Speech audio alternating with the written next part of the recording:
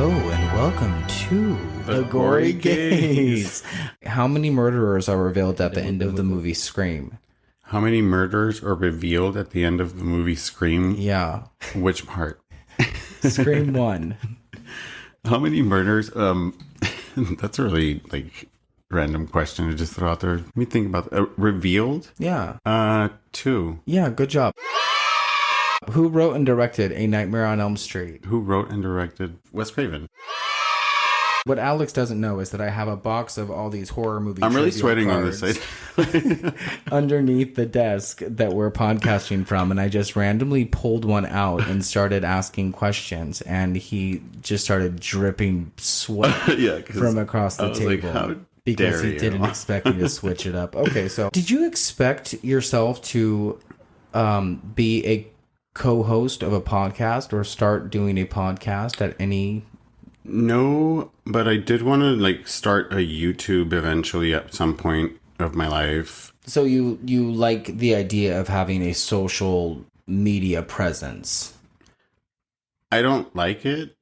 I'm not in love with the idea. I'm not obsessed with the idea. To me, it's really, it's everybody's platform. It's anybody's platform. You could literally show who you are as, louder.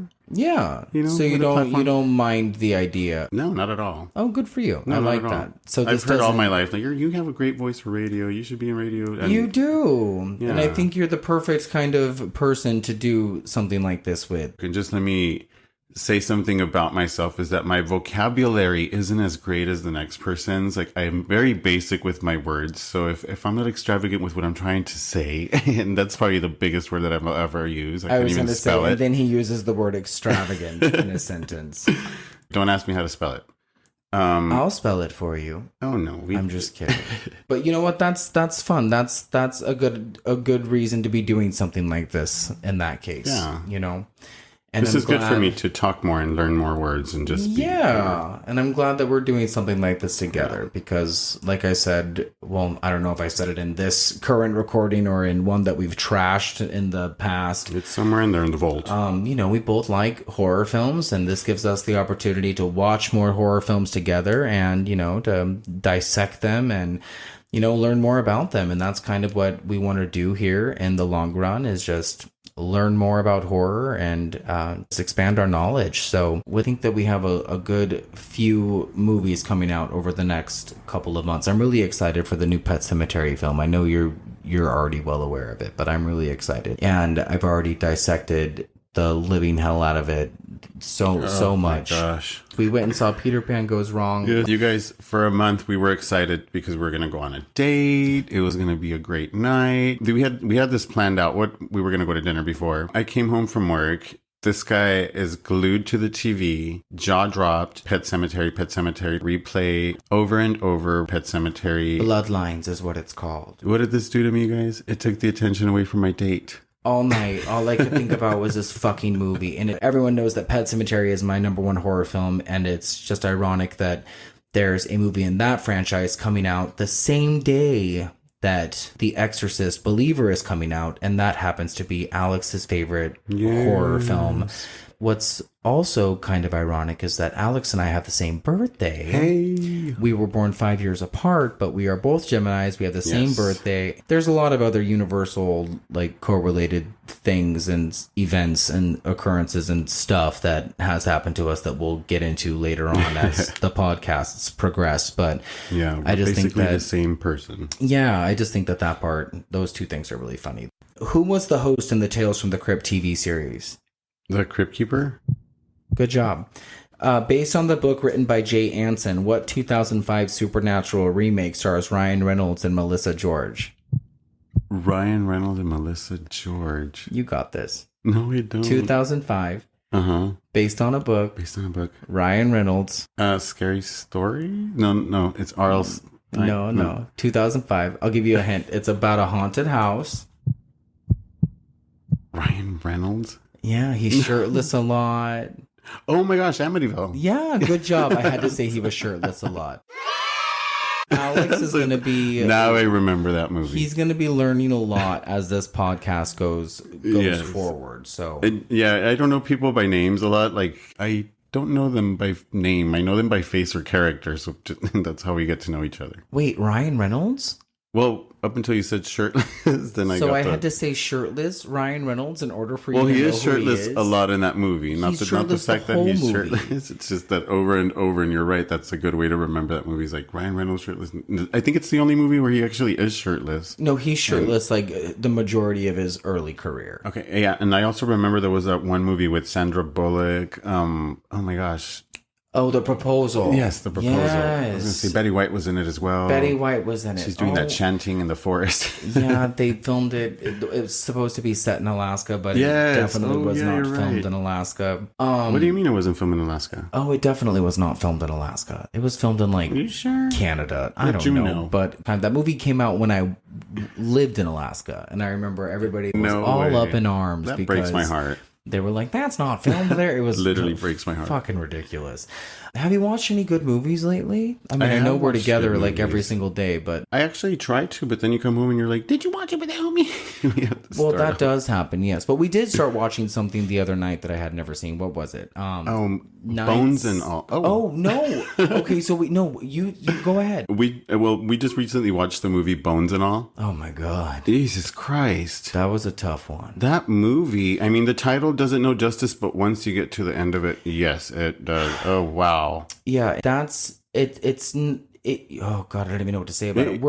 I know what to say. It's its own podcast, but Jesus, that movie. I don't want to get too much else. into it because we are gonna. We have kind of penciled that in to talk about it later. We have kind of filled out our calendar for the rest of the year, and I'm really looking forward to all the movies that we do plan on talking about. And Bones and All is going to be one of them. That movie was just something else. It had really good performances, and it was beautifully shot. And the characters. It was kind of a good, sad love story with good horror elements. But yeah, we'll talk about that one at a different time. We also watched 976 Evil, but we didn't finish it. That movie had me up with When I Open. I couldn't go to sleep. I really wanted to watch the rest of it. I wanted to watch the rest of it too, and it's kind of one of those stupid, schlocky late 80s movies directed by Robert Englund. It makes so much sense, and I think they should maybe make a new version of it. Yeah, it's one that would benefit from a remake. I mean, the story was great. Yeah, it was a really simple story about, one of those nerdy kids getting their karmatic revenge, like a Carrie, if you will. And I think the lead kid ended up doing gay porn. I think that was the one night open part where I was like, this is gay You were porn. Watching gay porn later on? We were asleep. What are you talking about later on? Wink, wink. So what else have we done lately? There's been a lot of things that we've done since our first episode. Yeah, really. We've done enough stuff already, and it's like the beginning of October. Yeah, spooky season just started. We did that Angel of Light haunted house, that walkthrough experience at the Los Angeles Theater. It was beautiful in there. I don't even know what theater it was. I think it was the Los Angeles Theater. It was such an experience, like such an immersive experience. It was really something else. Yeah, I've never done anything like that before. If anybody gets the chance to do this, it's downtown at the Los Angeles Theater. Tickets are like $60. I think you can do a VIP experience and pay a little bit more. Yeah, this will transport you into a different time zone. It was just a whole different experience. It was really cool. Something that I've never done, I think, in my life. We've done haunted houses, but I've never done something exactly like this. This was so different, really cool. Yeah, it was very vaudevillian. It was very murder mystery. It reminded me of like a murder mystery dinner. Yeah. You get like a cool dance number at the end of it. Yeah, it's really cool. We went with a group of friends that I took an acting class with for a few years, and it's hosted by this event organization called Fever. Follow them on Instagram. Again, they're going all the way through Halloween. And what else did we do? I feel like we've done so much. Yeah, we did. We went to HorrorCon. Oh God, yeah, we went to HorrorCon. I don't think HorrorCon's been around very long. I don't think so either. I think it's probably a second or third year. We were talking about that, you and I. I didn't even look at the guest list up until the day of. You had told me when you bought tickets a couple of weeks ago to check it out, but I didn't even bother. Kept on forwarding the message like, hey, check out the list of the folks that are going to be there. And I kept on just not just pushing it off up until maybe an hour before we left to the event. Yeah, it was literally 1 hour before. And then I saw that Taryn Manning was going to be there, which I've been watching the Instagram saga of Taryn Manning for a while now. And so good. We're invested. And, you know, we're Team Taryn. We love Taryn Manning here at the Gory Yeah, Gaze. we're invested for the good reasons. Yeah, for the good reasons. We really like her. We love you, Taryn. Yeah, we love Taryn a lot. So that made us really excited. We'll get to that. And then I saw that J. Trevor Edmond was going to be there. And I had interviewed him personally back when I was doing Standy Boy reviews on a regular basis. He was maybe my third interview alongside Denise Richards and Billy Gallo. So that was really big for me because this was an opportunity for me to actually get to physically meet him, shake his hand, and have a conversation with him. And that was nice. So you completed the circle. Yeah, it was a full circle moment for me. And nice. I'd never got to experience something like that before. So he was really pleasant and a really gracious guy and said some really, really nice things to me. It made me feel really good. I really hope that we get the chance to bring him on here. I think that would be a lot of fun to have him come on here and definitely tell some stories. Would be a treat. JT, if you're listening to this, we love you, man. You're really cool. Thanks for being so nice to us. And Taryn Manning, if you're listening to this, oh gosh, she was so cool. We took a copy of Crossroads, a DVD, and she signed it to us, and she just hugged us, and she was so nice. And I told her a story about meeting her at a gas station, actually really close to where we stay right now. And she at least, you know, she heard it. She heard the story, and I thought that's what mattered. Yeah. She was super cool. She also whispered in my ear, "Don't ever break up." Yeah, You guys are the Gory Gaze. Yeah, she said our name was Gold, right? Yeah, she said, "Don't ever break up with the Gory Gaze. That is gold." And I was like, "Okay, I'm gonna keep that." Yeah, so that was really cool. And we also had brought a Let me say it because it's my favorite movie. Well, yeah. Okay, so you know what? I'm gonna turn the reins over to Alejandro. Not the complete story, just the this is all you. No way. Go okay, ahead. well, just as excited as you were to go see your celebrity, I was excited for my celebrity too. You guys, Linda Blair was gonna be there, The Exorcist, and I was like as excited as Stan was. So I'm like, grab the 4K. He's like, I have the 4K. Let's grab the 4K. We'll take it. We'll have her sign it. We get there. We see her table. We're like, no, we'll come back later. We'll just, we'll do a round. We'll come back. I'm literally going to let you take over because it was such a good story and it's better when you tell it because it'll aggravate well, me. I mean, again. And this is my favorite movie, so I just don't want to have no negative feeling towards it. I just love I'll fill in the blanks. I love that you call it The Exorcist. It's Exorcist. The Exorcist. Okay, so yeah, we took this special, awesome 4K edition of The Exorcist. With us knowing that Linda Blair was going to be there. Yes. And everyone that goes to these conventions knows that if Linda Blair is there, there's usually going to be a line out the door for her because she is a big selling point for these things. Like every time I've gone to a Monsterpalooza or a Midsummer Scream or something, it's usually a pretty chaotic. And I mean, you step into those doors, her table was the first thing you see.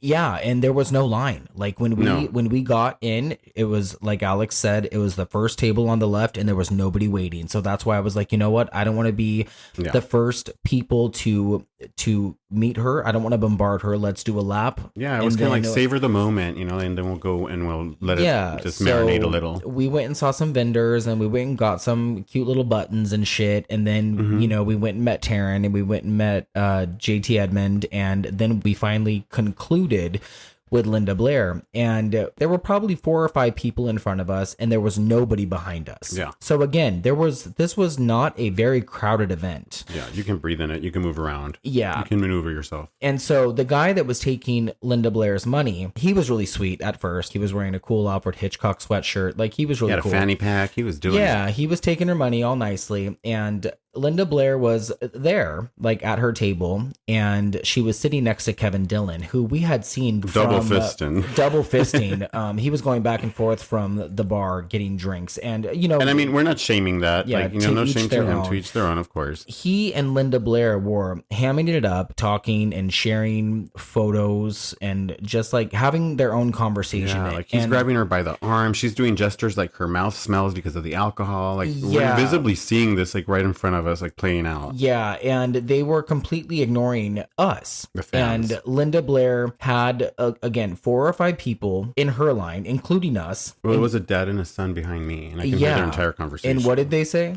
The kid's like, does she want her money or not? Yeah, and what else did they say? And the dad's like, hey, can we pay her just to get her to turn her head around at least? Yeah, because at this point, we had been in line for maybe 10 minutes. And I don't even want to say it, but we had straight up given this guy $80 for her to sign our copy of this DVD. Just the signature. And that's all we wanted. We didn't want a photo with her. We just wanted a signature. Yeah, we have an idea. We want to frame them in her little office area, you know, and put all those signatured DVDs that we collected together as the Gory Gays. You know, and I have a few of these now. I have one from, you know, Robin Tunney from The Craft. I have one from Sydney Prescott herself. And, you know, Nev Campbell was really sweet. Robin Tunney was sweet. I've met a lot of really gracious celebrities who have... Well, Taryn Manning was fucking amazing. Oh, she was the best. I have met so many people who have every right to act a certain way, and they haven't. For Linda Blair to kind of treat us like we weren't even there for the first maybe 12 or 13 minutes of us standing there in that line was pretty atrocious. Like, please put her behind a black curtain, something, so that we're not just literally taking this in, like just watching it and taking it. We're like, what's going on here? Finally, after, I don't know, maybe the 15-minute mark had approached, and Alex looked at me and was just like, you know what? I think I'm going to ask for the money back. And I had been thinking the same exact thing. Well, her photographer and the other guy that collected the money kept looking at them, kept looking at us, and like kind of like making these gestures like, I don't understand what's going on, like what's happening. And we're like, why don't you just go poke at her or do something? Like, no, well, mind you, she had those posters of the dogs behind her all over the table. Please help with the dogs. Your donations go straight to the animals. She's notorious for having that foundation for her dogs. But get to work. Great. Collect the money for these dogs, for these animals. Here's the best part is we straight up asked for our money back. We did. Because this woman was not doing her fucking job. Well, I looked at Stanley and I was just like, you know what? No, it's not going to happen. And I said, I'm going to ask for the money back. And that's it. We didn't cause no problems, no drama, nothing.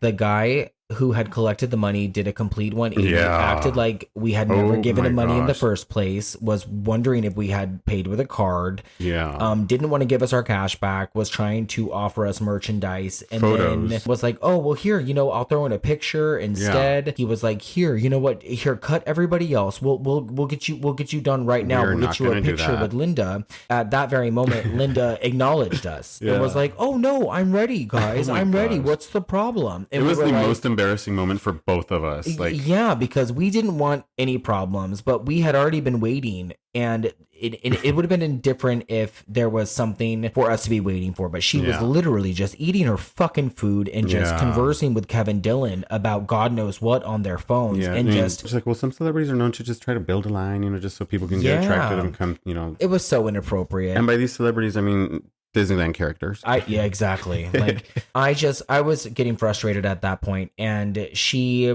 started to react in a weird way, and she was flailing like, her arms in the air. I'm here. She flailed her arms about, and she was like, well, I'm ready if you are. Come on up. She's like, come on, we'll take a picture, we'll get you an autograph. And we're like, we don't want it. We didn't even want a picture. We just wanted a DVD signed. And like, they were more money hungry than we were for our $80. They're like, no, just, you're gonna come back here and take your picture and get your damn thing signed, and you're gonna have a good time. We're like, no, we're not. We just want our money back. And they even said, well, do you want to come back later? And we're like, no, you're not gonna hold our money, you fucking weirdos. We're like, we really have to go because we really had to be somewhere. So that's why we left that for the last, because we literally made the entire round around the whole thing. You know, all in all, it was fine. It just left a sour taste in our mouths. And I feel like even if we stood there and did pay those $80, every time I would look at that signature, it would just remind me of what I went through to get it, how she made me feel just to get it, and what I spent on that. And I've been at a convention before where I was kind of helping one of the guests who was signing, and I had to sit next to Linda Blair for a little while. And I remember her being pretty sweet, but this was a few years ago. And I don't know, things change, people change, and it's totally fine. You know, we as people who are attending these events, we pay for these tickets and whatever. I'm not that's the end of it. Still my favorite movie though. Yeah, The Exorcist is still great. We still love it. We still love her performance. We still love the film. We're still going to see The Exorcist Believer, which comes out into theaters tomorrow. And Oh, you yeah. know, we Oh, ended my up gosh, we you ended up guys. leaving this event to go to a screening for another movie called Hell House LLC, that came out in 2015, that has a few sequels now. Mm-hmm. A new one's coming out around Halloween. I think it's the fourth one. It's like an origin Is story. it fourth or is it fifth? I think it's the fourth one. Really? There's a second and a third one. Yeah, this one's definitely the fourth one. Mm-hmm. Our friend Joe is a producer, and our friends Matt and Tim and Jacob, who are the fellas behind Happy Horror Time, another podcast that is shout 'em completely out. wonderful. And if you haven't listened, you definitely should. They were the hosts who put together this screening, and they did a live Q&A with one of the actors and the producer, Joe, after the screening, and that was a lot of fun. Mm-hmm. So like I said, we've just been doing a whole bunch of really cool That's it? horror related. I know, that's it. No, I mean, you're not Jesus. even going to mention Hell House was freaking the scariest movie I probably ever seen in I theater. mean, I had already seen it. This movie was horrifying. Like when I say horrifying, this movie was horrifying. It was a scary movie. Yeah. It was a scary movie. It's Everybody in the still- theater was jumping. Like, it was really scary. And you know, I said I had already seen it, but there was a few moments that I had actually completely I forgot saw it about. and I forgot about the entire thing up until I saw it again, and every single part got me so good. It's such a good movie. I It's didn't really realize good. you had seen it before. Yeah, when I saw it, I was like remembering everything. I'm like, remember I was at the theater and I was like, oh, I did see this movie. I don't Yeah. remember you saying that at all. Oh, sorry. That's so I funny. must have been talking to myself. You might have been. It was late. I do. But yeah, it was cool to see a bunch of our friends, and it's cool to support creators and people who are in the horror community. And Matt and Tim and Jacob are a really big inspiration for us. So big shout out to all of those podcast and just horror creators, content creators. Another thing that happened at the HorrorCon, I guess, which would be a good segue into this episode, is it is the 35th anniversary of the movie we are about to talk about. The men behind this film were there, and we were going to meet them, but we didn't. We ended up meeting one of the clowns, Yeah. Tiny/Shorty. Check him out on our Instagram. Yeah, we ended up posting a picture with him, and that was pretty cool. Yeah, I really regretted not wearing my shirt. And everybody there was literally there for that specific reason. Decked out. So we are just ready to kick off spooky season and talk about our movie of the week, which, you know, it's a movie. It's a movie. It's a movie. It's a really good movie. Yeah, oh, it's a good movie. It's a good movie. I'll say it's a think, good movie. I think honestly, like, it's going to become one of our yearly Halloween classic films to just throw on. And it's weird because I didn't expect to like this movie as much as I do, or did do. I don't know if I necessarily think that this is a Halloween staple for years to come, but I do. Well, this is coming or- from a person that does not like clowns. and I don't like clowns. I've never been a clown person. Do you like clowns? I like this type of clown. Like, it's a different type of clown. So it was, to me, it was more like alien clowns. It was just weird. Like, Well, they it's are aliens. yeah, it's just weird, but they're clowns as well. Yeah, they're alien. I mean, if you guys don't know yet, we're Talking about killer clowns from outer space. If you clicked on this, you know that we're talking about Which that, is kind of cool that they didn't put like tentacles on them and like, you know, like those weird alien eyes. But maybe that's what is going on under their Underneath. suits and under those And we'll never crazy find ass out. masks. Crazy ass masks. Masks. But, you know, there's a lot going on in this movie, and I'm surprised that I had never seen this before. Was this a first time watch for you? It was a first time watch for me, yes. I've owned this movie for years. It's here. Like, it's a special edition Blu-ray copy that I have owned for I don't know how long. And this was the first time that either of us have seen this. We were just going through the movie cupboard last week, and somehow we decided on Killer Clowns from Outer Space. Now, Yeah. why this movie? Because of the Halloween season, I think. And I think specifically for me, because I've seen it more blown up during this season because of marketing reasons. You mentioned that at like Spirit Halloween stores and stuff, this has its own section. Yeah, there was a year that maybe 4 years ago where it came out, it marketed this movie, and ever since the audience just went crazy for it. And now it's like Killer Clowns from Outer Space is just so blown up yearly for the season. And it's not just that, this is like literally a cult movie that's going on now that literally became its own type of, how would I say, a community. Yeah, it's the rage. Like this is what? Oh, was that the That's the microphone? microphone. No, this movie is definitely a cult classic. You said it very, very clearly. People really, really love or hate this movie, and I think people really actually love it more than hate it. Yeah, And I mean, believe so, because if I was against it for a while, it was just like, oh, I'm not gonna watch, alien movies, and then clowns. Even it's just like some type of thing that you have to watch. If it's not like Gacy or It, yeah, which are then- two very fine line yeah, differences. yeah. But I mean, this is And I think definitely that's as much clown as I can do and agree with. And then this was just too iffy for me to like even give it a chance or a shot. those are two different extremes. Gacy and It are, pretty horrific. Gacy's a serial killer Yeah. dressed up as a clown who kills, young gay men. And then there is, Well, yeah, It. those two pretty fine in comparison. But as far as like clown movies, to me, is Yeah, but this is definitely a horror comedy, and for me, Yeah. horror comedies, they have to have like a really uneven balance of horror and comedy. It can't be like a 50-50 of the two. It can't be like completely down the middle. It has to be an uneven balance of one or the other in order for it to work. And I think that's kind of what steered me away from this all these years. Even though I've had it in my collection all these years, I was afraid that I was not going to find it funny. And I also was afraid that I wasn't going to find it scary. Well, But you know what? It's because even if you look at the cover of the DVD, it looks pretty deceiving, because even the clown on the cover looks like it's a horrific type killer clown. and that clown's in the movie. But once you see them all colorful and teary, and their big old smiles and their big cheeks, and their big old colorful eyebrows. But even then, like, they're still kind of scary. The thing is that the movie, I don't think, was intended to be scary. Well, I think that the directors and the writers, the Chiodo brothers, the Chiodo, I don't know how to I'm not pronounce their names. sure either. They clearly said that, they were writing a movie that they wanted the dialogue to be taken seriously, whether it was written to be seriously. They wanted the actors to be saying them seriously. So, you know what I'm trying to say? Oh, yeah. Yeah, I know what you're saying. Like, yeah, they wanted them to portray themselves as if they were in a serious situation, not in a comedic type movie. To like, so it's to be easily be deemed as scary. So I could easily see a 6-year-old or an 8-year-old watching this movie and thinking that it's Yeah.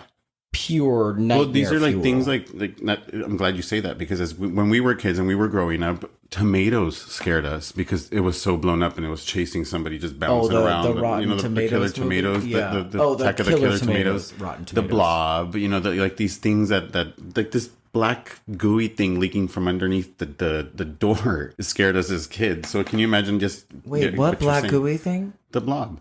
Oh, that was like a red pinkish. Was gooey. it? Yeah. Wasn't it like black and white? Well, it was a black and white. The original was black and so white. that's the one I remember. Okay. Sorry. Yeah. And then they remember remade 5 it in the years, 80s. 5-year difference between you and I. Yeah. Well, were you born in the 50s? I well, no, but the movies that I saw, 5-year difference than when the ones that you saw were a little different than what I remember. Ladies and gentlemen, Grandfather Alejandro. Abuelo. Oh, Abuelo Alejandro. Abuelito Alejandro. Who watches 1950s black And there's and white nothing horror wrong films. with that, okay? Because There's if nothing there was wrong something with wrong that. with those movies, we would not be watching Killer Clowns from Outer Space Which right now. was made in 1988. It was made in 1988, but if you pay attention to how the movie was created, this film was made, because of those films from back then, the It was 50s. very heavily inspired by monster movies from the 50s. You're right. I'll definitely give you that. Thank you. No, you're absolutely correct. Black and white. Black and white 1950s monster movies. And yeah, I do remember the Killer Tomatoes being in color as well. So. Well, that movie came out in like the 70s. I never saw those movies. I kind of missed all those monster movies. Well, you took your Correctol today, didn't you? Wait, what? What is Correctol? Oh, is that like a medicine? Yes. I usually take it every morning, and I usually don't miss my dosage. But yeah, Okay. yeah, I definitely did. Clowns have always been like a no-go for me. I never was a fan of the circus. I never went with my family. I remember that like being like a yearly thing, and I would usually end up somewhere else. Like my brother would go with like an aunt. That's so and funny. Like, what cousins happens and with stuff. somebody that doesn't like clowns? Does time stop? Like, does it slow down when you like walk by a clown? Like, There's just never been anything appealing about I guess it's just a phobia, like with a spider or a snake, right? And it's not like a phobia, you know, like I have like actual phobias, but like in clowns I'm not someone who like freezes up and starts sweating and like can't like be around, you know, clowns. And I know there's an actual word for just not your choice clown of character. phobia. It's not my choice of you know, character. It's not. Yeah, I just would rather watch a different genre of horror movies. A mime. Yeah, and I do like it. I think Yeah. that Pennywise is a scary clown, I suppose. But I never really got into the whole clown thing.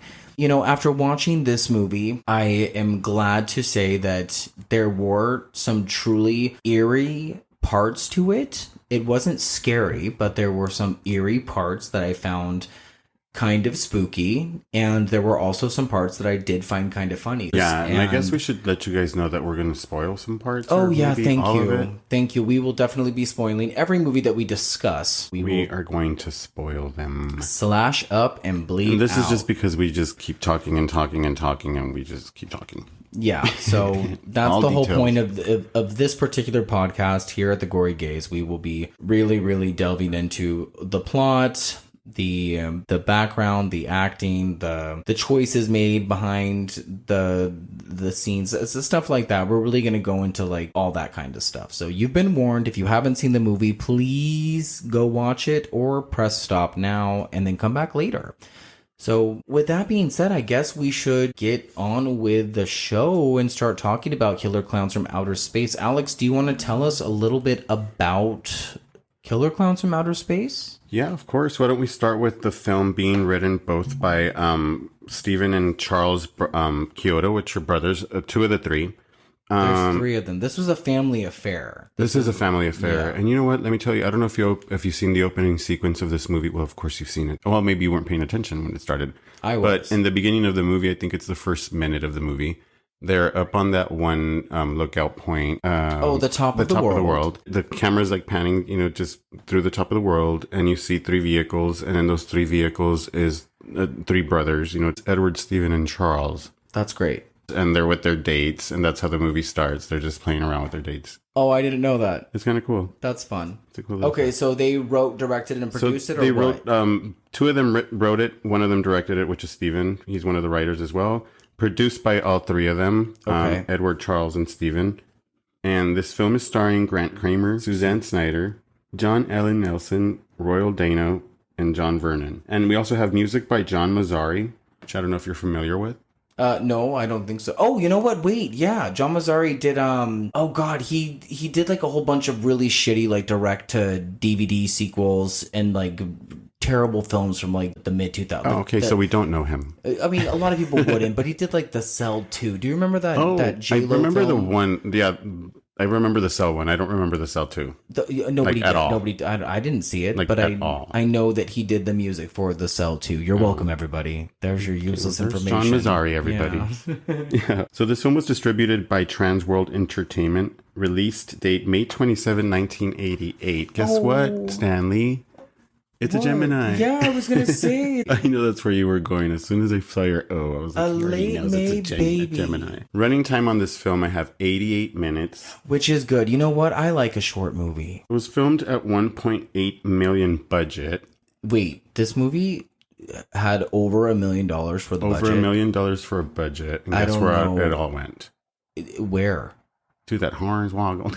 To TV Hornswoggle. legend Royal Dano. We'll get to him. Yes. And with a box office pool of $43 million. That doesn't make any fucking sense. A lot of money for 88. I wonder if that's with like re-releases and with overseas. Who knows? and Maybe all now that with that stuff. whole Spirit Halloween store merchandise. That's hilarious. Okay. Yeah, because I guess I can see like a 1 point something million budget.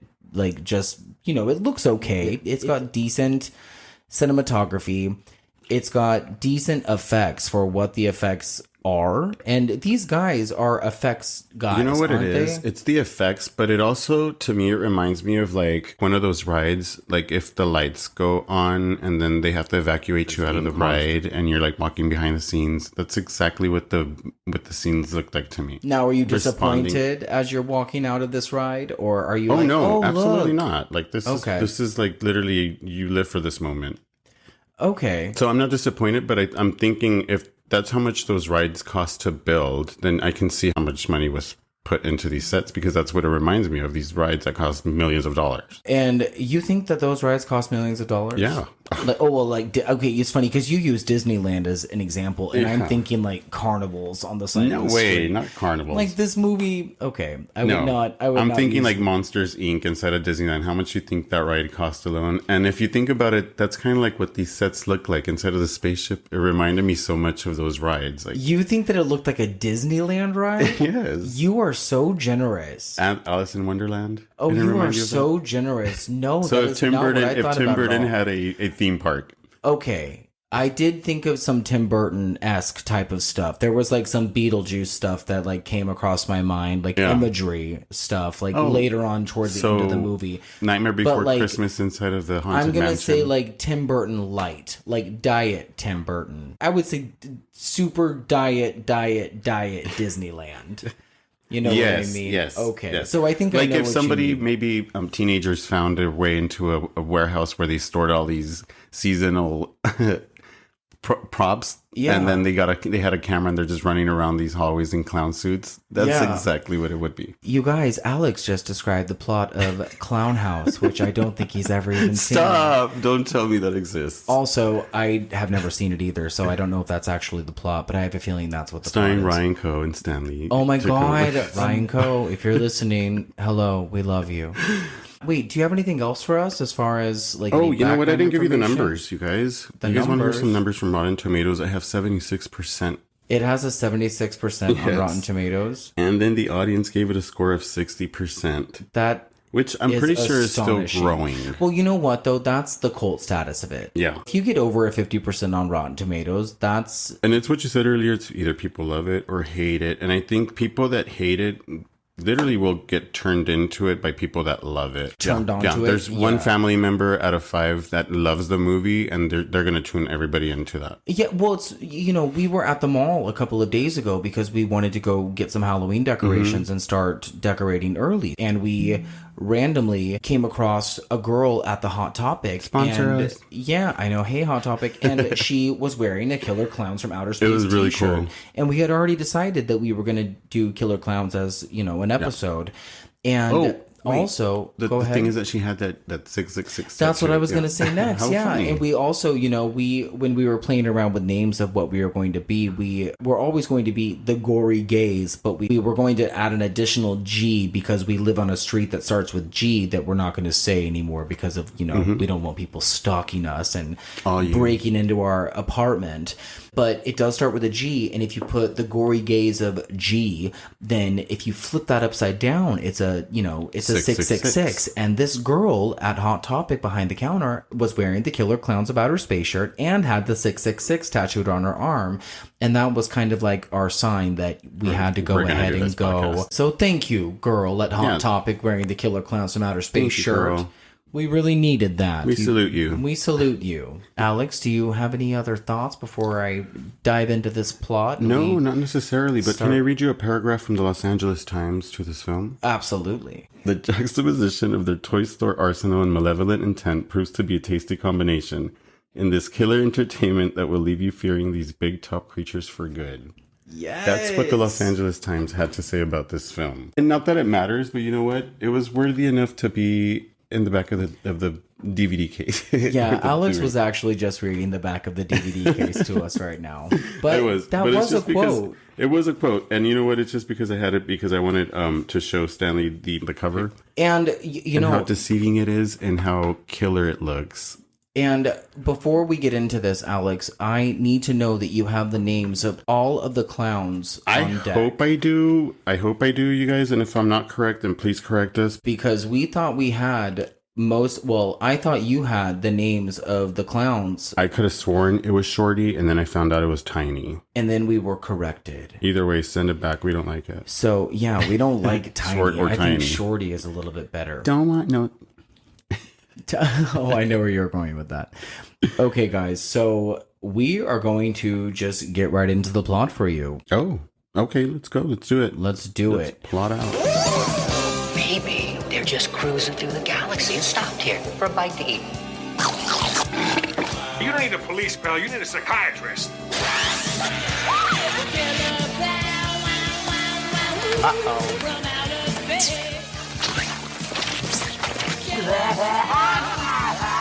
They want to play games? They're messing with the wrong guy. What are you in for? Killer clowns from outer space. It's crazy.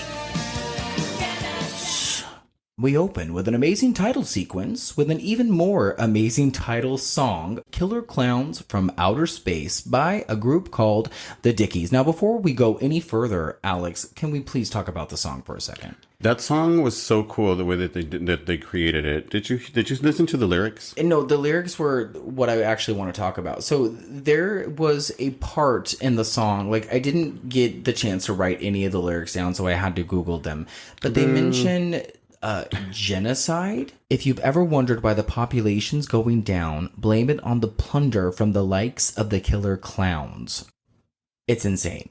It's like, yeah, that's really crazy. And it's a choice to open a movie with a song such as this, but it definitely sets a tone. And I really like how they open the movie against the sky like that. It reminds me very much of Star Wars. That color blue was kind of cool for the title name. Yeah, and I'm just, again, we're so spoiled these days, and we're not used to seeing opening sequences like that. Yeah, so exactly. Did you say Star Wars? Yeah, it kind of reminded me of Star Wars. You're right. And fun fact, I've never seen a Star Wars film all the way through, but everybody knows the Star Wars opening sequence. You know? Yeah, so that's exactly what it reminded me of too. That was my first thought. An older cop, Officer Mooney, played by John? Was it John something? We are very prepared here. We're so prepared.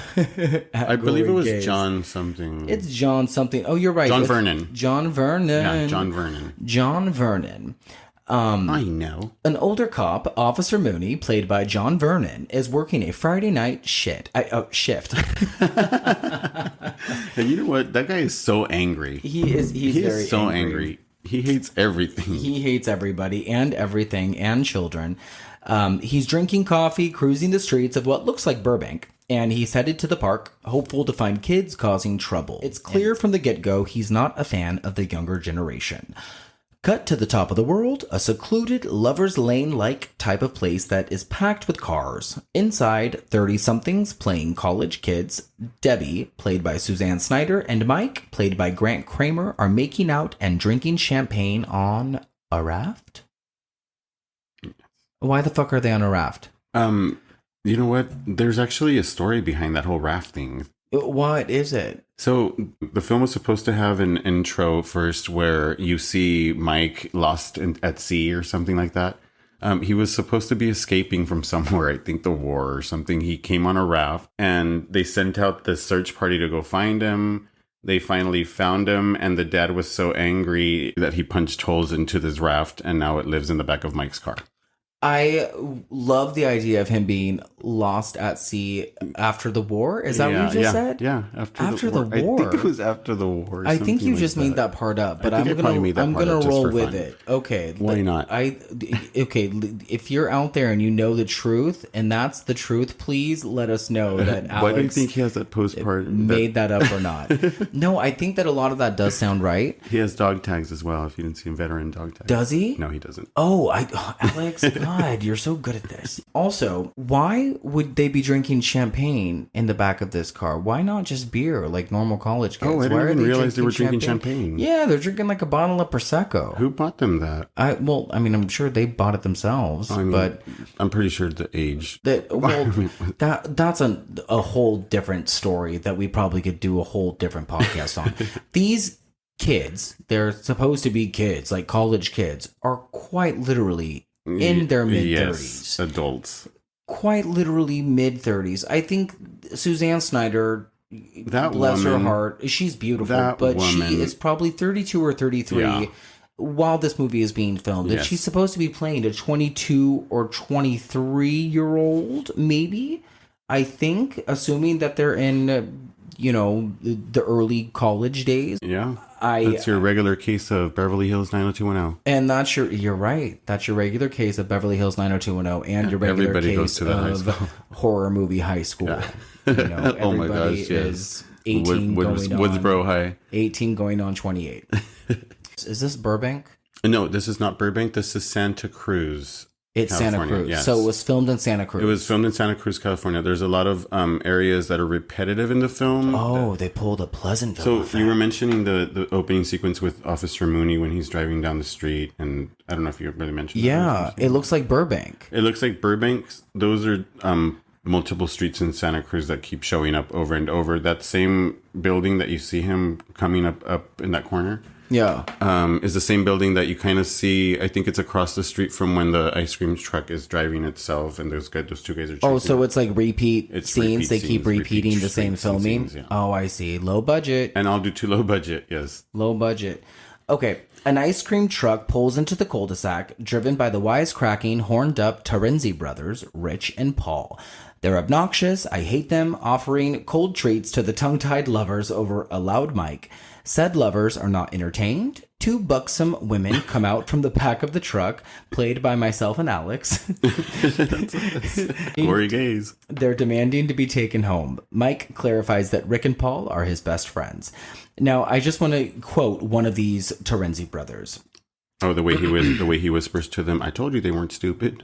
Also, ice cream, we brought our goodies here for you. Tasty treat for while you screw. Yeah, This is that's poetry. good. It keeps going too. Let's take a break and cool off those blah blah. Oh my god. No, the writing here is for the books. It's some of these characters are really obnoxious right from the get-go, and the Terenzi brothers are consistently obnoxious for the entire film. Don't like them. It's very sad that you say that because I believe that these are the tritagonists of this film. Tritagonists? Tritagonists. So I don't it know would if be that's a word. the third acting person in this film, the third star, if you will. The third star? The third star, if you will, of this movie. Okay. I think those two brothers. We're just making up words now.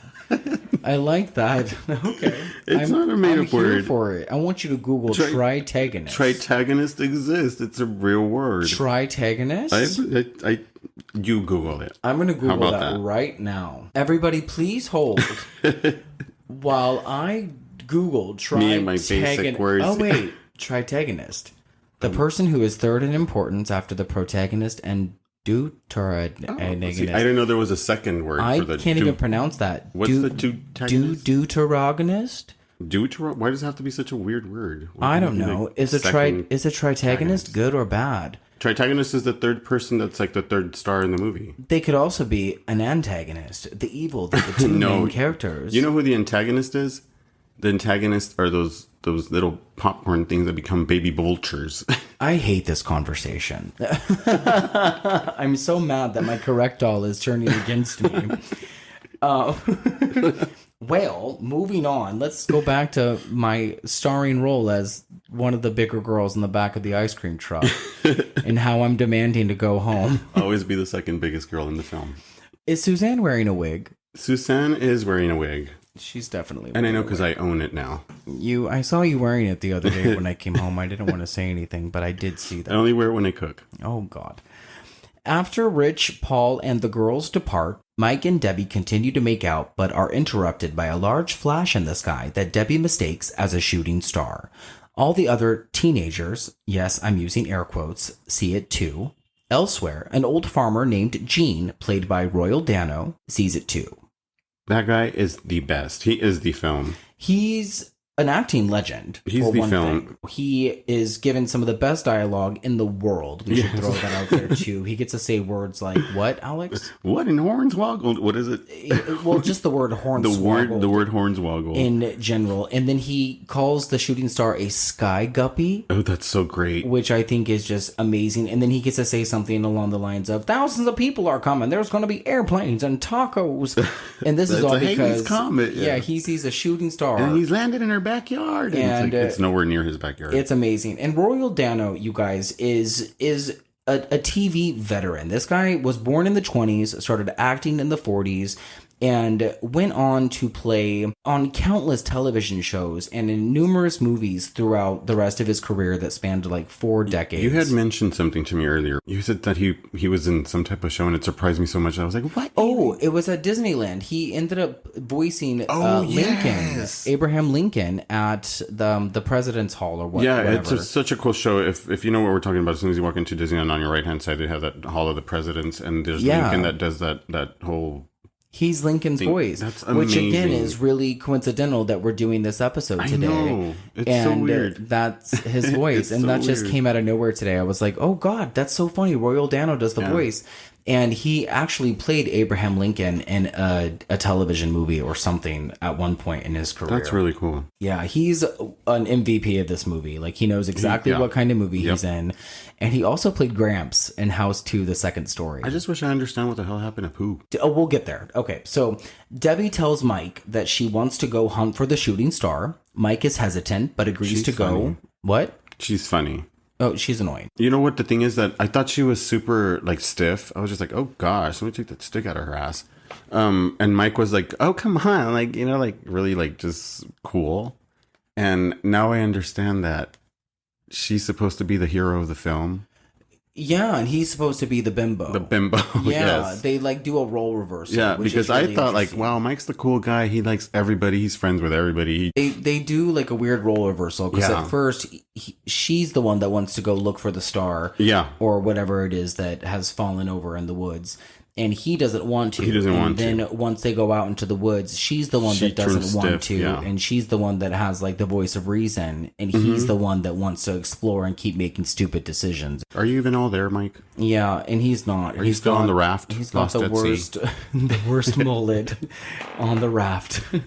He doesn't even know where he's at. He's like, Not at yeah, all. sure. Oh, he's the worst. Agreeing to everything. I don't like him either. A lot of the men in this movie I are like written him. really stupid. No, I like him. I don't like him. I'm telling you, because he reminds me a lot like me, because he's friends with everybody and just talks. I hate him, and you're like, he reminds me of me. Okay, so Debbie tells Mike she wants to go hunt for the shooting star. Mike is hesitant, but agrees to go on with her. Farmer Gene and his hound dog, Pooh Bear, take a lantern and a shovel, going on their own journey as well. But you know what? He's the only animal that they actually shown in the whole film that's a live animal. I didn't think about that, but I think you might Because the be other ones right. are all balloons. And Pooh Bear is such a cute... He's like a hound dog. He's He's this a really hound cute basset. hound dog that is like a companion piece to Farmer Gene. My grandfather's name was Gene, by the way. Nothing like this character, but I thought that course was he is. kind of... Yeah. Your family did found America. No, I said the character was nothing like my grandfather. Oh. My grandfather was like a medical examiner. Yeah. Farmer Gene, with his lantern and shovel, ends up in the middle of the forest and stumbles upon a very large, very out-of-place circus tent. He investigates, only to find that nobody is around. Moments later, the shadow of what appears to be a clown appears on the other side of the tent. A hole is created, and Pooh, the dog, is abducted. Farmer Gene is then electrocuted by the tent and laser beamed by a ghoulish, fat clown with green hair and big red lips. Now, the shadow of the clown is actually kind of scary. I believe that's Jumbo, but yes, it is pretty scary. And you know what? You're pulling the names out. Well, just because I want to get him in line as to which ones are the first that we meet in the film, and I believe it's Jumbo that comes out the I love first that. clown introduced to us, and it is a shadow. You're right, and in the beginning of the film when I first saw it, I thought it was like they were trying to tell us that the old man is the clown type of thing, because I thought the shadow was the old man's Oh, you thought that? Oh no, it's definitely it's from the inside. no, it's supposed to be comic. Yeah, like it's like a comedy. yeah, exactly. Yeah. It's like that whole. Were you stoned? You're so funny. Yeah. The thing was that when we first watched this film, we had purchased Cloud. Oh, that could have done it. Inside joke. You know what? Yeah, I will say this. If any of you listeners out there participate in the cannabis, this is a good movie to participate in the cannabis and watch. Because it's especially if it's your first time watching it. watching it. So that's probably why you thought that Farmer Gene's shadow was I was like, Farmer oh my Gene gosh, he's a and clown. not the clown. He's You're the clown. so funny. You thought it was going in a different Yeah. direction. That might have made Why it did it land kinda- in his backyard? Yeah. I'm really glad that we didn't get to see the dog killed.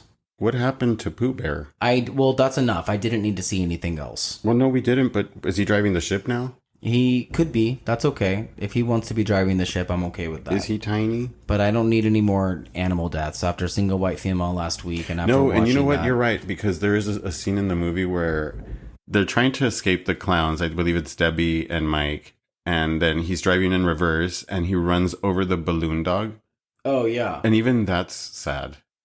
Oh, yeah, I guess you're right. Like, even that's sad to watch. So good thing nothing happened to Pooh. You're right. Yeah, the deflation. And you barely see it, too. But I do want to point out that I really do love Royal Dano's performance in this film. And it's very short-lived. I guess you might even call it a cameo because he's not in it very long. I want to see the prequel or the sequel. The prequel. Killer Clowns from Outer Space, Bloodlines. Bloodlines, yes. Beginning, or what is a believer? The believer, the deceiver. Killer Clowns believer.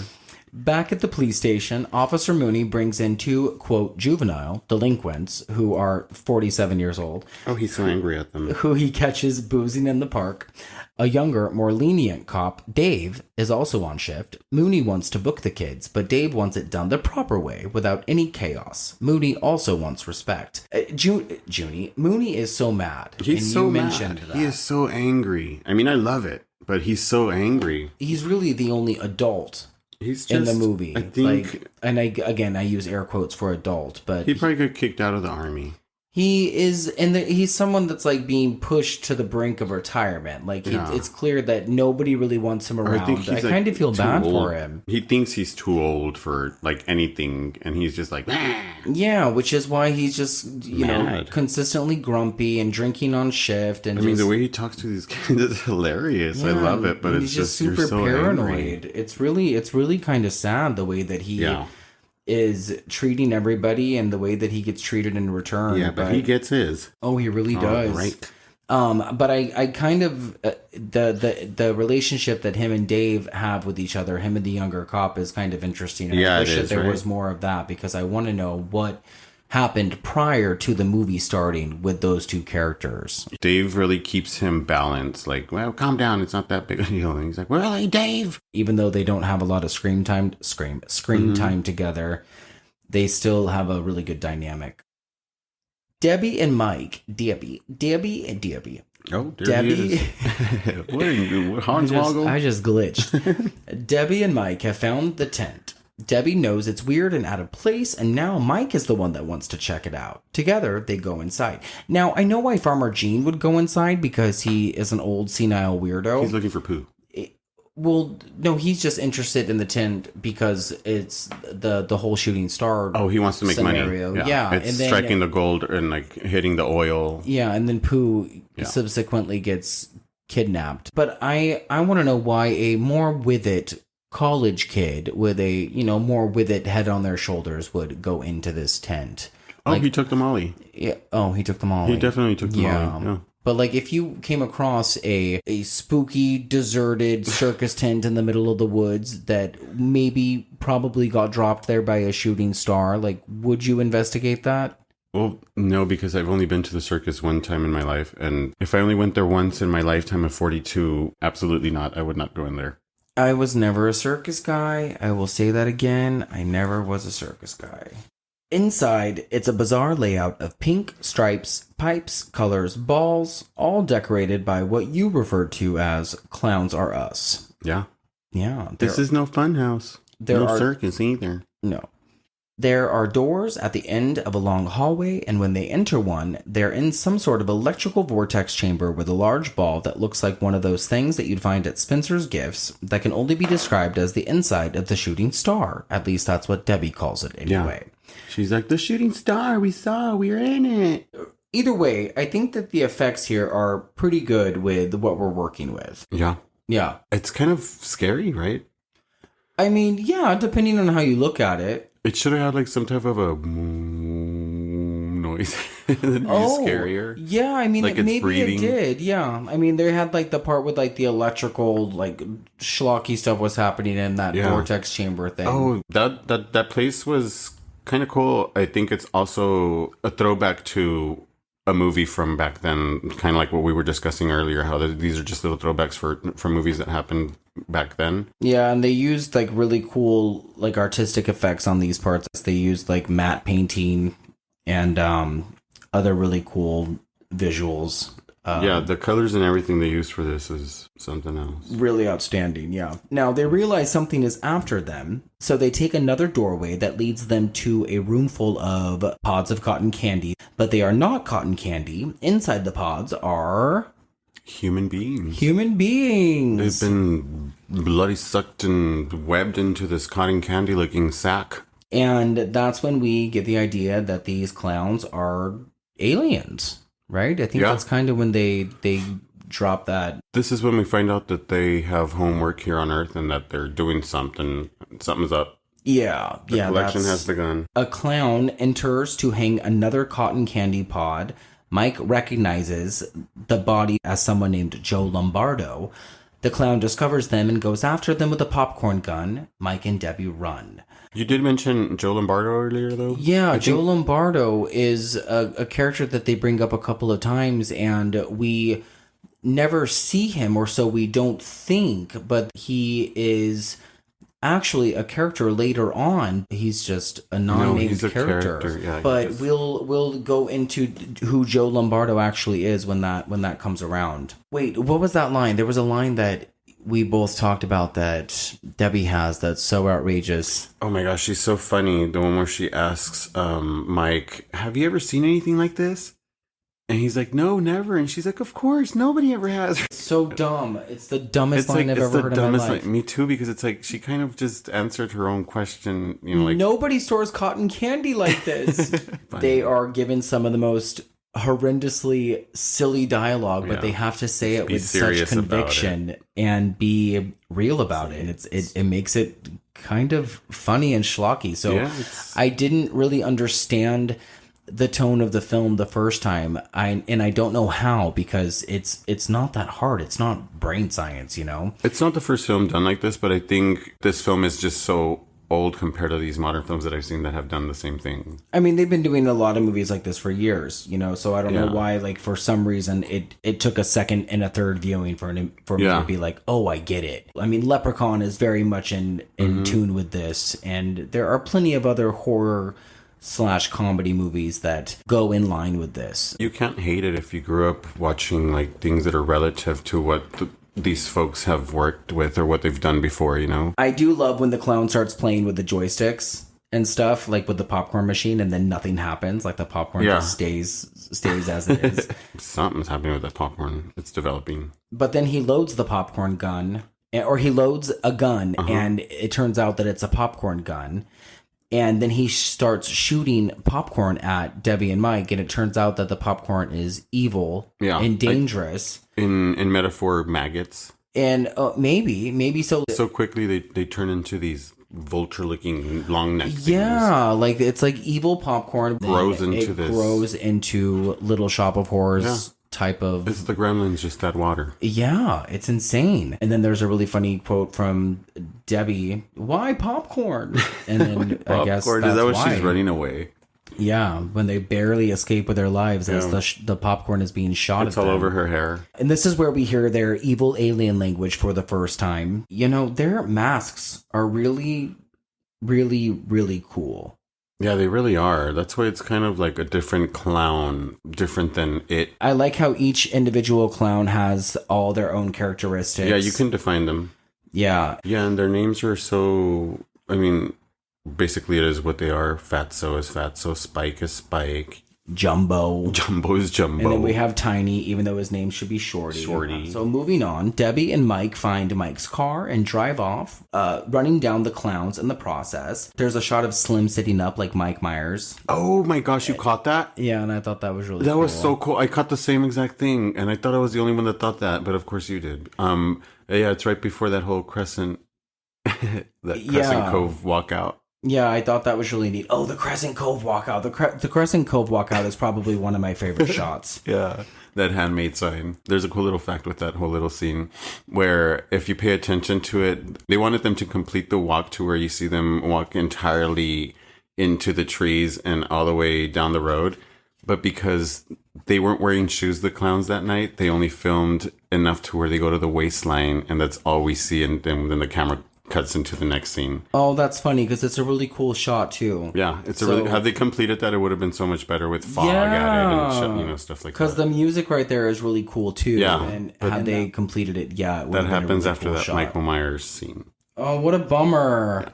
I would have liked to see that shot completely done that way. But it's just so much better because it wasn't done that way. Well, it's cheesy. This is all cheese. This is camp at its love best. it. Extra cheese on my nachos. Ooh, nachos sound good. Let's do it. Debbie suggests that they go to the police station because she knows someone who will believe them. And then that's when we get the Crescent Cove shot. Debbie and Mike arrive at the police station and make an effort to explain their situation to Dave and Officer Mooney. Elsewhere, Slim the Clown is outside of a drugstore imitating a mechanical gorilla. Oh, wait, no, that's Rudy. Okay, so which clown is this? Yeah, it is Rudy. And how can you tell them apart? The hair. The hair. The hair and their collars. Didn't you say one of them had like chola eyebrows? That is Rudy. Okay, so Rudy's the one outside of the drugstore. Rudy's the one with the chola eyebrows, yes. Okay, perfect. Now, Mooney is not buying the story provided by Mike and Debbie. And this is where we get the title, by the way, from Mooney, and where I've decided that Suzanne Snyder is quite beautiful, Mooney really sucks, and we're referring to the popcorn as dangerous. And I love in this particular scene, Mooney calls Debbie a tramp in front of these guys, and nobody flinches. No, nobody angry. says a word. I do not like that Mooney calls Mike a little fart. Right here, that word makes me terribly uncomfortable when I hear other people say it. Yeah, it's just such a dirty word. Yeah, and when you hear like an old man call like a younger man that, like there's just something really uncomfortable about it. I don't know. I didn't like it. It's okay. Mooney accuses Mike of making all of this up, especially knowing that he hangs out with the Terenzi brothers. As they leave, he tells Dave, "You're not going to make a dummy out of me." I was like, ooh, keep that in mind. Underneath a gazebo in a park nearby, a blonde teen happens across a puppet show that soon turns violent, with one puppet laser blasting the other. When the boy starts to laugh, one of the clowns emerges and turns him into cotton candy. Back at the drugstore, Rudy is ransacking it while a terrified store clerk watches. And you know what? Going back to the gazebo scene, those two shots weren't even shot together. The boy was shot different than the actual puppets playing. Really? Yeah.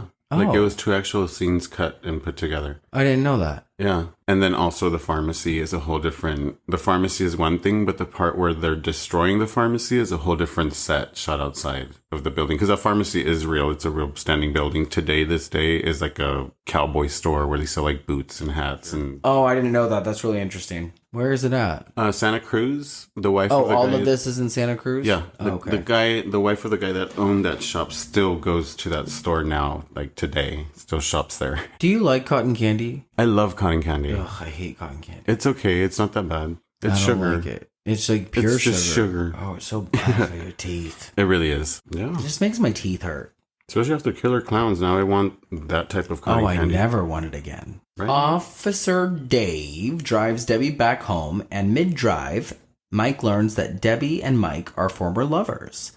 Mike tells Debbie he'll come back and check on her later when he's done showing Dave the circus tent in the woods. We get a brief but fun montage. We get a brief but fun montage of the clowns turning people into cotton candy. Yeah, this is when they start showing us what they're doing and what they're after, and it starts moving a little faster. Yeah, we get the clip with the almost naked girl who answers the door, and there's a clown holding pizza, and then he lasers her. I still don't know how Tiny got into that pizza box. I'm not sure either. Tiny just kind of like makes his way around to everybody. Yeah. And then we get the elderly lady who opens the door, and then there is, it's Jumbo who's holding the Valentine. Is this for me? Yeah, and then that's the clown that looks like Gypsy. Yeah. Oh my god. And there's a clown in this movie that if Gypsy, our Chihuahua, wore a clown, that's what she would look like. Yeah, from outer space. Yeah. There is more drugstore destruction, and we also get more antics, including shaving cream and sneezing and other cheesy stuff. So Mike and Dave venture off into the forest looking for the tent, but it's now gone. Somewhere else, a biker gang has gathered outside of a bar. Tiny has also shown up on his cute set of wheels. I know. When the biker asks to beep Tiny's horn, Tiny agrees, and the biker destroys the bike, smashing it to pieces. Tiny starts to cry, and it's actually kind of cute and pathetic. And then he quickly teleports into the sky and reappears with boxing gloves. The biker gives us one of the iconic lines of the movie, "What you gonna do, knock my block off?" To which Tiny does, straight off into a trash can. And, regardless of everything that could be wrong with this movie, this part is actually really cool. Yeah, it really is. I like the way he falls back, like down to his knees, and then his whole body just bends back. Yeah, he like completely buckles and like crumples like a wet and then the rag. head just flies, and everybody's like, ah! Okay, so we move on to the Big Top Burger with a little girl eating French fries with her family. Jumbo beckons to her, and she goes to him. She doesn't realize he has a giant mallet behind his back. The little girl's mother catches her before she can be killed. Too bad, because this movie could have used a little kid murderer. Well, no kid murders. No, I'd rather would see a little kid get murdered than a dog. Well, we saw a dog balloon, but yes, you're absolutely right. Yeah, that's I think that would have been the scariest scene in the whole entire movie, is that guy beckoning that little girl to come out. Yeah, because that's where it's really creepy. You know what's weird to me is, like, how come the mother never said anything like, "Go away, creep," or "What are you doing?" It was supposed to be a jump scare in the movie, so we weren't supposed to be afraid of the clown. The mom grabbing the girl coming up to the screen. Oh, yeah, was yeah, supposed to be what we jump scared for. I see what you mean. Okay. And then she was supposed to chastise the little girl like heavily instead of just being like, "Oh, what happened?" Yeah, or I know the what fact you that she mean, never yeah. mentioned the clown or said, "What creepy clown? What are you doing?" Yeah. Calling my daughter. Name the movie with the tagline, "In space, no one can eat ice cream." I don't understand. Name the movie with the tagline, "In space, no one can eat ice cream." I don't think I've seen it. Killer Clowns from Outer Space. Stop. That's the one I just pulled. Are you serious? Yeah. Wait, how come nobody can eat ice cream? That's the tagline Do they of the mention that? movie. No, but that's apparently the tagline of the movie. I would have known what you're talking about had I known that that's part of the movie. I've never even heard that line in the movie at all. Apparently, that's the tagline of Killer Clowns from Outer Space, but With the not tagline not of on my space, no one Blu-ray. can eat ice cream truck. Well, yeah. Okay, Dave and Mike then go to the top of the world, only to find all the cars from the beginning of the film sprayed with cotton candy remnants, but no passengers. Earlier, I decided Suzanne Snyder was pretty, and here I've decided that Dave walks like a woman. I'm gonna Remember, he's the bimbo. I'm gonna read every note that I write. No, this is Dave, not Mike. Oh, you're right. Yeah, Dave Yeah. reminds me of President Clinton. Oh, he looks a little like He him. has like the huh? Clinton hair. Yeah, he looks a little like him, and I've changed his name to Davida from this point forward. I love it. Well, Davita's great. Davida finds glasses in the front seat of a car. They belong to someone named Bob McCreed.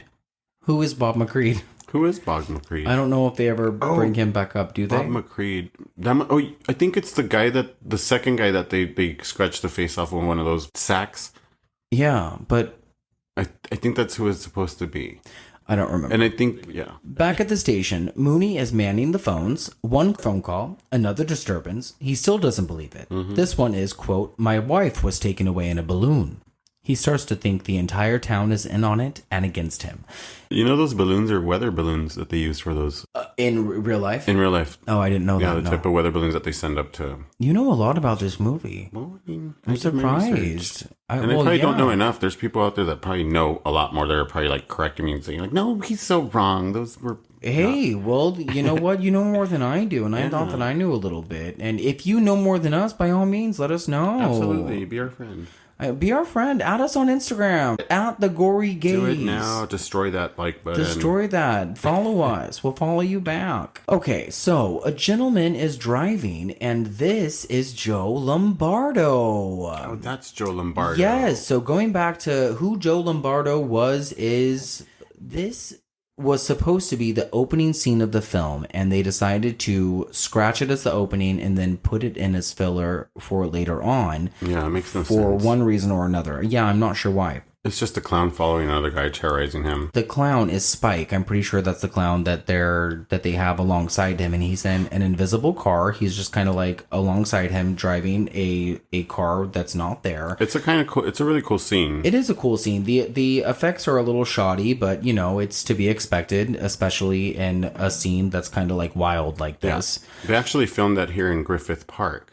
Oh, That that's scene right. was filmed here in Griffith We need Park. to find that little spot. Yeah, and a lot of things went wrong with that scene because the car was actually meant to fly over the bridge, like exaggerating flying over, but Okay. because of the pulley system, it literally just went to the edge and just dropped down. Like, yeah, they put like sandbags into the car to like weigh it out. Oh, that's really neat. Well, it's not neat that it went No, bad, no. but it's cool I mean, that, they got what they wanted out of it it's cool that it still like burned and that there was water. I didn't know that there was Technically, like water over there. because of the budget. They couldn't drag the car back up. There's They a just lot that they dealt with couldn't it. do because of the budget. But Spike's laugh after the whole crash is really horrific. That's demonic. That's an evil laugh. Yeah, there are a few parts in this movie where the clowns are actually kind of scary, and this is one of them. Debbie prepares for a shower. She puts her clothes in the hamper. As she continues to disrobe and we pan down to the floor, we see that the popcorn is crawling around on the tile. Only one of them, but we get it. Yeah, we get the idea that the popcorn is a little extraordinary. Outside of the Big Top Burger, Jumbo opens up a bowling bag full of popcorn and empties a handful of it into the dumpster. He walks away. An employee that belongs in a Sean Cody video comes out to dispose of some trash, hears something in the bin, leans in, and is eaten by the popcorn? Yeah, he's just a regular stuntsman for the film. Yeah, we're really leaning in on the popcorn being dangerous. Yeah. So you hear like in the container, like outside, it starts like sounding like baby chicks.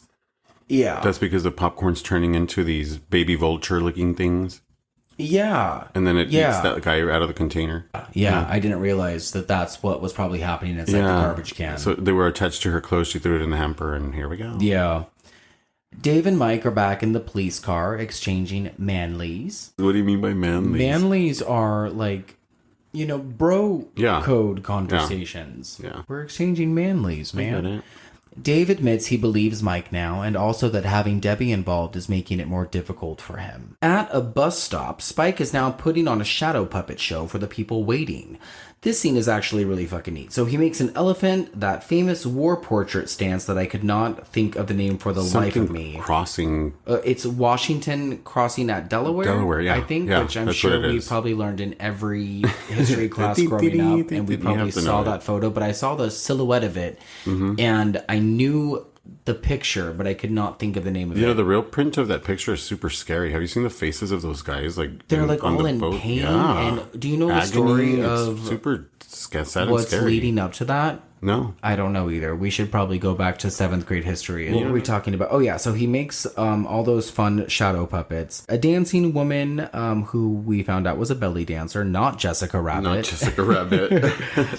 And finally, a T-Rex with glowing eyes that eats everyone standing there. Entirely the scariest part in the whole film. Oh, 100% agree. In the entire film. That thing was traumatizing. I straight up gasped. I thought that this was so well done. It was so inventive. It was very reminiscent of A Nightmare on Elm Street. And I think yes. that you had mentioned that actually, that it reminded you of a Freddy Krueger kill, and I couldn't agree with you more. I thought that it was very frightening. Yeah, and I'm not sure if that's the first time they've done that in a film like this, the Kyoto Brothers, because I'm pretty sure I've seen a shadow puppet like that done in Pee Wee Herman's Big Adventure, but I might be wrong. And I had never heard of these guys before this movie, but I have seen so many of their other films, but I am one of the few people in the world who has never seen Pee-wee's Big Adventure. That's crazy to me. Or any of the Pee-wee That is so films. crazy to me. So, but I've seen Elf, and I've seen the Alf television show. And I didn't really know about them up until this movie, and then I was like, what? No way. They worked on all these other projects and all these other films that I grew up with, literally. Yeah, weirdly enough, they're effects guys. They're very much involved in the special effects world, and they have an extensive special effects history. It's great. It's so good, like what they've do and what they've done, especially with this film and the budget that they had. Yeah, it's really neat. So the truck, for some reason, is driving itself while the Terenzi brothers are behind it. It crashes. Dave leaves to go convince Mooney, and Mike goes to get the Terenzi brothers to help him go find Debbie,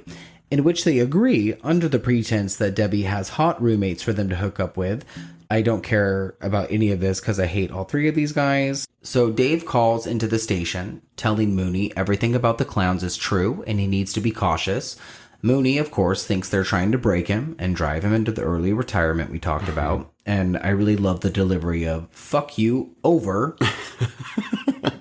He's so good. I just love his paranoia. He is His so paranoia good. is so fun. And you know what? Let me introduce. I didn't understand like why they were driving like erratically and not really crashing into nothing. It was a like a senseless crash to me because they just kept on steering the wheels to nowhere. And then I understood during the commentary that these cars were all rentals and they didn't want to cause damage to any of the vehicles. So they just made the car swerve in appearance of they're getting into a crash to the onlooker. And that's the reason why it just looks funny, like they're driving into nothing or crashing into nothing, but it's because literally they could not afford to crash the cars. The budgetary restrictions kind of limited them to and from a lot of things. And a lot of them, the ice cream truck, all of the cars, really, the cop car, were all rentals. Mooney is ignoring the onslaught of ringing phones when Jumbo enters his domain. Mooney throws him in the cell with the two boozy delinquents from earlier. Jumbo then proceeds to blow a blowhorn at him that has a hand at the end of it that wraps around Mooney's neck, knocking him out cold. Should we mention that in between all of this, Debbie is still showering? I was just about to mention, is Debbie still in the shower when all this is going on? She is taking the world's longest shower, which I think from beginning to end is probably 15 minutes, but so much is going on within this 15 minutes. She is dirty. That I think that it's probably within movie time. It's gotta be at least an hour. She took a long shower, guys. It's a long shower. She really acts like the movie's over and she destroyed everybody and she's the winner and now she's And then relax. she gets completely fully dressed when she gets out, Yeah. which doesn't make a lick of sense either. all to be attacked. All to be attacked. Dave makes it to the station and finds it quiet, with large, goofy colored clown footprints everywhere, including the ceilings and the walls. And Alex, tell us what happened to Mooney. Mooney gets turned into a ventriloquist. Yes. He gets turned into a puppet, and what is it? Jumbo is the ventriloquist. Jumbo becomes a ventriloquist. It's super cool. Like, this scene is probably the best one, and he gets what he deserves. This is karma coming back at him because he's such an asshole, dude. And you know the line that I told you to remember earlier, which he goes, "You won't make a dummy out of me." Yeah. Ironically. This is what you were talking about. Ironically, it's how he dies. This is the dead silence moment. It's so good. And I love that I didn't find out that he had actually turned him into a puppet up until he slides his hand from out, from right behind him. Oh, I knew from the moment that he pulls him up like that it Yeah. was like a weird ventriloquist moment. And dummies are scary. I think Dave is great here. I don't think that any of the actors are necessarily bad. Even the actor who plays Mike or even the Terenzi brothers. I think that they do what they're Meant to do. I think that they're Everybody play their part. yeah. I think they do well with what they're given, and I think Dave, especially in this part, does really well. Yeah. And He's the hero. so Dave shoots Jumbo repeatedly, but it isn't until Jumbo's big nose is pierced that he is killed, exploding into glitter. That's the only part that we see one of the clowns die in the whole entire movie, just because the budget couldn't afford them killing all the other clowns. Oh, I didn't notice We got that. to see them get shot, and then glitter flies, but we never see the clown actually disappear because he died. Oh, I didn't know that. Yeah, and this was done really cool by pieces of mirrors that they glued into this contraption that kind of spins, and they flash lights into the spinning mirrors, kind of like a disco ball. That's so funny. I think that I had that Mandela effect, and I think that I thought that I saw all the clowns. No, and it's weird that once destroyed. I mentioned it to you, you realize holy shit, I never really saw the other clowns die. Just glitter happens or this confetti. That's the only clown that we actually see die. Because we're where did they go? What happens? Why did they die? Where did they go? Because I expected it's this big old tornado thing that happens, and I'm like, oh shit, this big old transformer looking thing is gonna happen, and no, sure enough, he just disappeared. That's wild. I really had no idea. Dave calls for backup. On the other side of town, Rich and Paul and Mike look for danger elsewhere while on their way to Debbie's and come across what reminds me personally of the electrical light parade. Oh my gosh. It that has was so a cool. lot of comparing factors. Yeah. We have new clowns now and also new weapons. There's vacuums, different lasers and guns, and it reminds me a lot of War of the Worlds. Yeah. Just this one little scene kind of reminded me of that. Debbie has finally finished showering. Welcome back to the And world, yeah, Debbie. welcome back, Debbie. And her hamper has We grown. need you on set. Yeah, and her hamper has grown tiny, scary clown snake thingies that Tim Burton would be proud of. Clowns have invaded her entire home. Slim captures her and puts her in a special yellow bubble as opposed to the cotton candy pod, and the clowns take her away. When she opens the door because she hears Mike's voice and then she sees one of the clowns, I thought that part was really spooky. Yeah, or you know what? There's that snake. It reminds me too of the sandworm, or that snake from Nightmare Before Christmas, the one with the Christmas list. He's eating a Christmas list. That's Tim Burton too, isn't it? Yeah, or it is Henry Tim Burton. Selick, which is Tim Burton designed. Yeah. And I really want to talk about that special bubble that Debbie has put in, because everybody else, which I guess up until this point in the film, they're only kidnapping and I killing had asked you that men. earlier. Yeah, because like, what's the everybody is deal? put in cotton candy looking pods. But when Debbie is taken, they put her in like this yellow special bubble. And then it turns out the reason that women or other special people are put into these special bubbles, it's because they want to be held for later safekeeping to be impregnated or for other special Yeah, reasons. because if we go back to Mooney, right before Mooney died, he had a phone call from somebody that said, your wife had been taken and put in a balloon, or your wife had been And taken it in a was balloon. his It's the wife. taken Yeah. in the balloon. But that's kind of gross. Yeah, It's it is so gross to think about. because once these clowns shed their clown skin, Ew. they're probably just regular aliens. It's underneath. exactly what you're... Yeah, because I was like, clear clowns from outer space, and you're like, well, we don't know what's underneath the clown suit. And I'm like, that scares me even more. Mike, Dave, Paul, and Rich are hot on the trail of our hooligan circus aliens who have taken Debbie to the local amusement park because, of course, that's where clowns would be hiding. Seeing they are armed with a selection of pies, the guard confronts them, also giving us another iconic line delivery. What are you gonna do with all those pies, boys? They pie him to death, he melts into a heap of flesh, and Tiny tops him with a cherry. It's perfect. The deaths are a really good reason to watch this, and they don't shy away from the gnarliness of the deaths. Like they're not gross, yeah. particularly gory or like over the top. The idea of insane, them, happening or being real like but that the is like, idea is there, and I think the execution is really implemented quite well. And after watching it a couple of times for the purpose of reviewing it, I think the movie itself has grown on me because of these kind of scenes. Like I don't love it, and I didn't love it the first time, but it's because of these kind of set pieces that I have like a little bit more of a respect for it. Mm-hmm. The men arrive at the amusement park, and by men I mean the girls. Mike and, the girls, the girls. damsels in distress.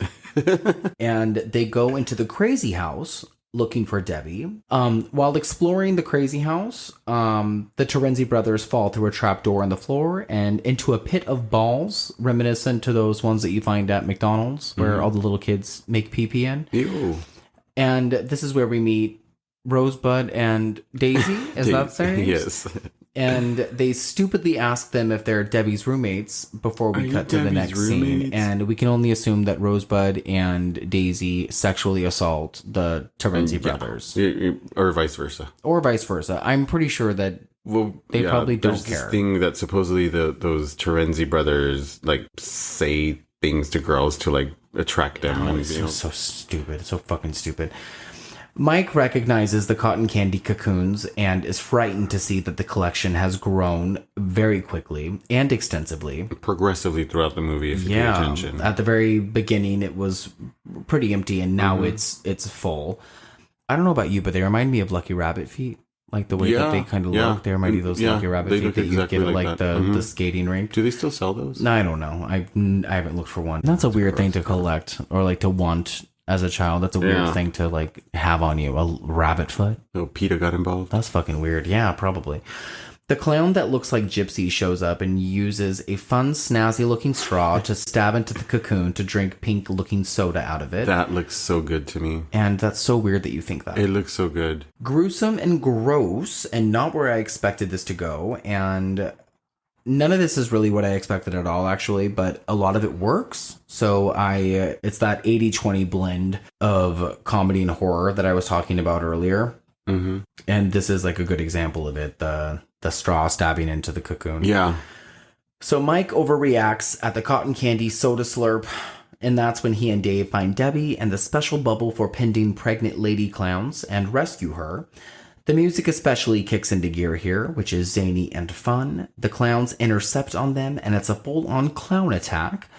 Dave shoots at their noses, glitter explosions follow, There is a lot of Tim Burton-esque sequences that follow, and that's what we already talked about. I had that in my notes about how a lot of this reminded me of Tim Burton set pieces. They try to get away. They end up on a big soundstage with a bigger group of clowns. This is where it reminds me of Monsters, Inc. Yeah, The ride. Okay, yeah. The ice cream truck crashes through the wall. The voice of the Terenzi brothers on the loudspeaker. During this, the ceiling opens up and an oversized Godzilla-like clown drops in and gives chase. It's a pretty epic finale. The clown moves in a weird slow motion type of way as it chases our protagonist or tritagonist or duologenist antagonist or whatever. Yes, and you know what? That last scene where he crashes into the wall with the ice cream truck. It reminds me so Wizard of Ozzy, like the way he's speaking through the speaker and trying to convince the clowns not to kill them because they're good people. I didn't get the idea that when they burst into the walls like that, they're supposed to be tricking the other clowns that they are JoJo the Clownzilla. I didn't catch that. Yeah, that's what they're trying to trick the other clowns, saying like, we're the bigger clown, like pay attention to us. To me, I'm your master. That's funny. I watched this movie, I think 3 times in the last 4 or 5 days just to like be well versed in this. And I think the one thing I caught on the final rewatch was an extra frame of Debbie in the shower. Stop. She's still in there right now till this day. She's probably still in our shower. She's probably moved on to our shower. Clownzilla. Oh, yeah. We get a great shot of the big thing, the big clown. Played by one of the brothers, by the way. I think it was Charles Kyoto was inside of that costume. Charles Kyoto was inside of the big Godzilla-like clown costume. Oh, that's good to know. Yeah, I know. Like I said, it was a family affair. They all had a big part in something, or a small part, or a big part, depending on how you look at it. That Lombardi guy that you had mentioned is like best friends with them, I believe. Oh yeah, that's why they kept that part of the movie, was because I think that they used the beginning of the movie as like a short. Mm-hmm. Do you hear that cat? That was really loud. How are we picking and he's up like that across cat? The street, like y'all. We're on the 4th floor of our apartment building, and there is a cat that's in heat, like at all maybe times. 5 houses down the street, and we just picked it up on this mic. That's so insane. We had mentioned that cat today. That's our cue that it's late, and we need to wrap this episode up. So we get a great shot of the big thing that is picking up Dave, and the big thing is the big Godzilla-like clown. He picks up Dave, and Dave is clearly a doll. So that's the kind of budget that we're working with, and it's quite clear in this last few moments of the movie, but it's still a lot of fun. The tent glows and takes form of its original spaceship shooting star shape and lifts off of the ground and into the night. It looks kind of like a spinning top. Dave uses his badge to pop the nose of the big clown and it explodes, and so does the spaceship. There are fireworks, there are multiple police and Mike and Debbie, and they watch from below. The clownmobile lands from the explosion onto the ground, with Dave inside, unharmed. Debbie and Mike are happy to see him. Rich and Paul are alive too, having hid inside with the frozen ice cream. I don't know if any of the last part of my plot description made any sense, because I just got a little distracted, but those who have seen it know exactly what I'm talking about. Mm-hmm. Alex knows what I'm talking about, and I know what I'm talking about. And we are watching the movie on mute right now, and as we are wrapping up this episode, the movie just finished. Yeah. So it's kind of funny. But you know what? It finished with the scene that we all know. But this was not supposed to be the scene that the film finished with. Supposedly, they just did this for good riddance, but he was supposed to die up there with both of the brothers. Yeah, and they knew that, I almost called him Mark. They knew that Mike was, the bitch, and that Dave was the real hero. So I think they made the right decision there. Yeah. That scene was shot in a parking lot in Van Nuys at a mall. Ew. So it's not Santa Cruz. We see like the Santa Cruz boardwalk in the background, like the fair or the theme park. But it's like really, it's a parking lot here in Van Nuys. And that's the last scene. And that's how we wrap up Killer Klowns from Outer Space. Apparently they were going to do a sequel, but they never did. It's been in like development hell for whoever knows how long, but maybe one day we'll get that. Alex, what did you think of Killer Klowns from Outer Space? For me, it's a forever classic.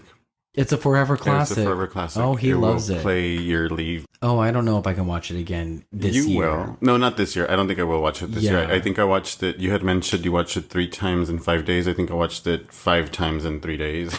Yeah, I don't think I need to watch it again No, anytime I'm this pretty year. much done. I know too much about this movie now. Yeah, I'm glad that I do know. I'm glad that Yeah. we're versed, and I'm glad that we're educated, and I do recommend it. I recommend it for anybody who likes movies. I recommend it for anybody who likes horror comedies, specifically, campy B movies, because that's the audience that it's aimed for. It's not a favorite by any means, but I appreciate it, and I have a respect for it. I mean, yes, the attention to detail, the creativity was out of this world. The weapons, the outfits, the props, the storyline, the base were all very clever. Yeah, they did what they wanted to do with it, and I think they got their point across. And The spacecraft was absolutely amazing. It was creative in many ways. I had mentioned earlier that we have set up our calendar for not only spooky season, but for the rest of the year. But we have a lot of really good movies that we're going to be talking about. And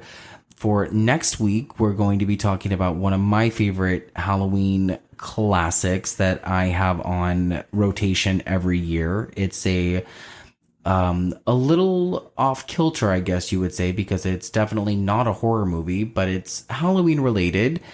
I'm not going to say what it is. I think that we are going to wait and announce it over Instagram. So stay tuned for that.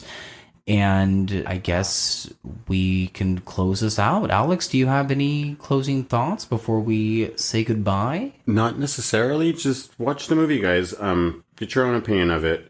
Listen to us or don't listen to us, but thank you so much if you did listen to us. Yeah, thanks for listening, guys. I hope you come back next week. And if you have any thoughts or suggestions, please feel free to reach out. You can find us on Instagram at The Gory Gaze, and you can also email us at thegorygaze@gmail.com. And also, all criticism is constructive, so bring it on. yeah, please let us know how we sounded. Let us know if there's anything that you would like us to talk about. Like Alex just said, any feedback is feedback. So we're new to this, and we are not above or below any type of suggestion or words. All comments are good comments. All comments are good comments. With that being said, thank you guys so much for having us, and we look forward to slashing up and bleeding out another favorite of yours next week. Bye. Bye. Thank you.